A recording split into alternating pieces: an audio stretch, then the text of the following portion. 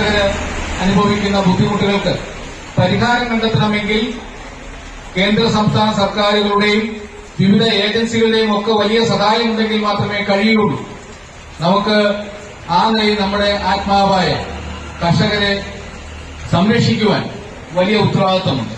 ഇവിടെ ഈ ലേലഭൂമി തുടങ്ങുമ്പോൾ തീർച്ചയായും എന്നാൽ എനിക്ക് കൂട്ടായ്മയുടെ ശക്തമായ ഇടപെടലാണ് നമ്മളിവിടെ കാഴ്ചവെക്കുന്നത്. കർഷകരുടെ ഉൽപ്പന്നങ്ങൾ ഏറ്റവും വില കൂടിയ നിലയിൽ കിട്ടുവാനും അത് അഭിമാനത്തോടുകൂടി വിൽക്കാൻ കഴിയുന്ന ഒരു സാഹചര്യം ഉണ്ടാക്കുകയും ചെയ്യുക, അതാണ് എന്റെ നാട് ജനകീയ കൂട്ടായ്മ മുന്നോട്ട് വയ്ക്കുന്നത്.